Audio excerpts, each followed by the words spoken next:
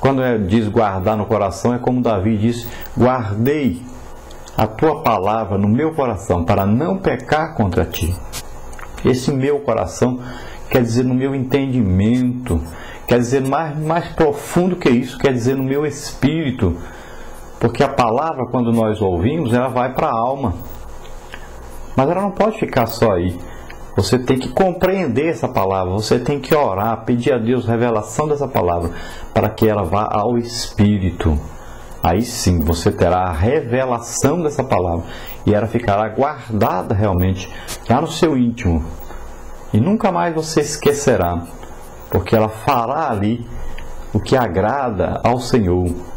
Ela estará produzindo em você como se fosse uma semente plantada.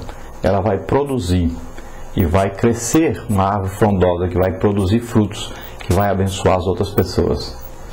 Vamos ver aí Isaías capítulo 40, versículo 8, diz: seca-se a erva, caem as flores, mas a palavra do nosso Deus subsiste eternamente. Então essa palavra era a grande preocupação de Josué, porque se o povo obedecesse essa palavra, o povo então se daria bem no seu futuro, o povo estaria unido, o povo estaria sendo sempre abençoado, Deus estaria sempre com esse povo.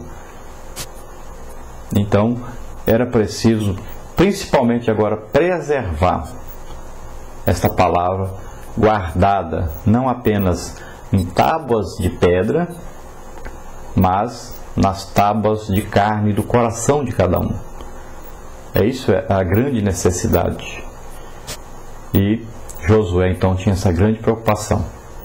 O povo não poderia se desviar de Deus, não poderia esquecer a palavra de Deus. E já essa preocupação era uma preocupação exatamente de Deus, porque Deus já sabia que no futuro eles realmente deixariam essa palavra, desobedeceriam a Deus e cairiam na idolatria dos povos vizinhos, fariam amizade com esses povos, se desviariam do verdadeiro caminho que Deus tinha para eles, e eles seriam castigados, seriam dominados por nações vizinhas, seriam escravizados, tudo devido à desobediência deles à palavra de Deus, ao esquecimento deles da palavra de Deus, do esquecimento deles do testemunho de vida de Moisés e de Josué. Então, eles sofreriam por causa disso. E Deus os amava muito, não queria que eles fizessem isso, não queria de jeito nenhum que eles chegassem a esse ponto. Mas é o que aconteceria no futuro. E Josué, sentindo isso, já vindo de Deus, ele queria que o povo obedecesse essa palavra. Então ele convoca a todos e exorta-os, chama a atenção deles, para que eles guardassem, não se esquecessem. Ele estava indo, era uma grande preocupação deixar aquele povo, era como se fossem crianças, e Josué estava ali servindo de ligação, de elo entre eles e Deus. Sempre Deus vinha e falava com Josué, Josué transmitia a vontade de Deus, o desejo de Deus para aquele povo. E agora eles não teriam mais isso.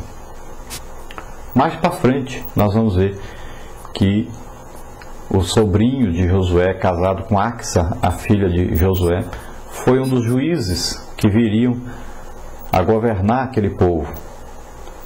E houveram outros juízes, como Sansão, como Gideão, como a Débora.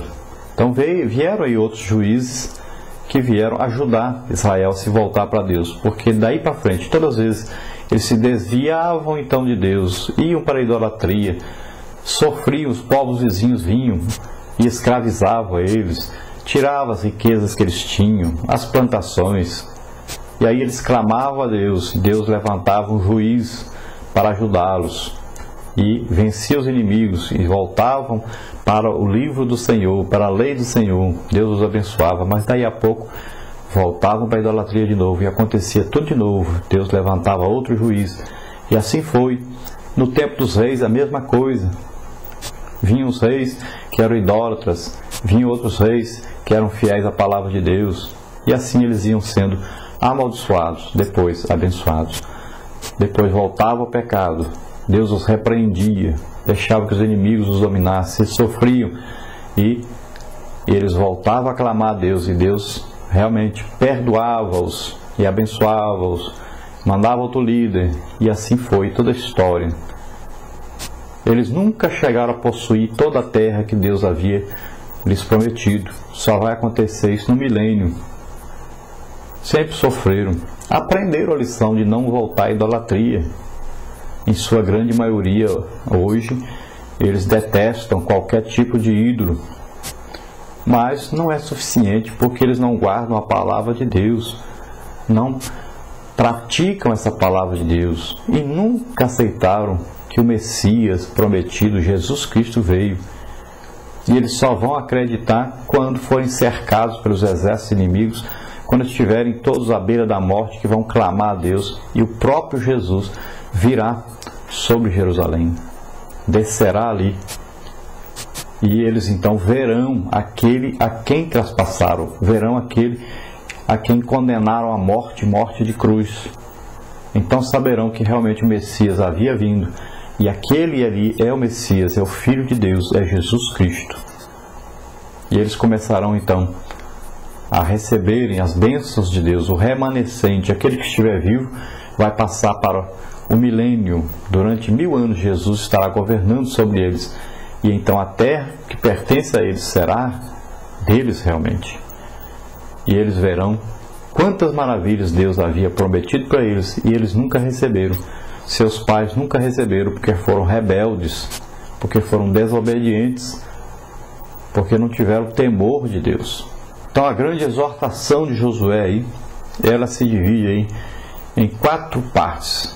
Primeiro, que eles tivessem coragem e tomassem posse da terra. Então Josué exorta aquele povo a que eles tivessem coragem, que eles se esforçassem realmente, que eles colocassem empenho em possuir a herança que Deus havia lhes prometido. Eles precisavam tomar posse de toda a terra. Em segundo lugar, Josué os exorta que se esforçassem para guardar e cumprir tudo o que estava escrito no livro da lei de Moisés. Então eles teriam que se esforçar. Esforçar quer dizer que eles teriam que ensinar aos seus filhos, eles deveriam ler essa palavra todos os dias, guardar essa palavra no íntimo, lá no seu espírito, cumprir esta palavra, praticar esta palavra que estava escrito no Pentateuco, o livro da lei, o livro da lei de Moisés, que era chamado. Então eles deveriam fazer isso. Outra coisa, então, a terceira, é que se mantivessem separados das nações que ficaram entre eles. Então, tinha ali a nação gibeonita junto deles, e tinham outras nações que eles haviam feito amizade, que eles não haviam destruído, e estavam ali no meio deles. E eles não poderiam se prostituir com seus deuses.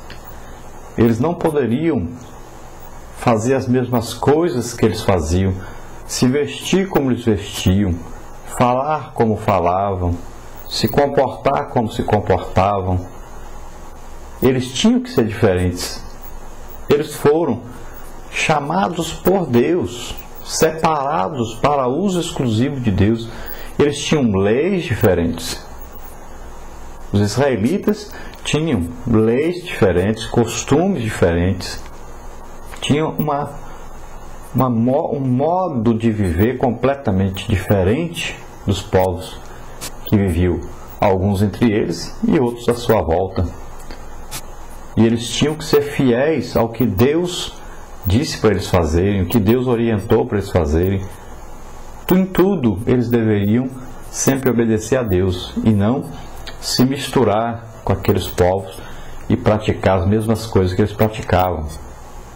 Então eles deveriam viver separados espiritualmente, deveriam sempre lembrar-se do Senhor e obedecer ao Senhor, temer ao Senhor. E a última coisa, a quarta, que continuassem no apego ao Senhor seu Deus, ou seja, que eles continuassem desejando a presença de Deus entre eles, que continuassem sempre confiando que quem vencia a guerra era Deus, que quem lutava por eles era Deus, que quem estava no comando era Deus, e que eles tivessem íntima comunhão com esse Deus, desejassem sempre, cada dia mais, estar próximos desse Deus. Então Josué resumiu assim todo o seu desejo de que aquele povo nunca se esquecesse de Deus,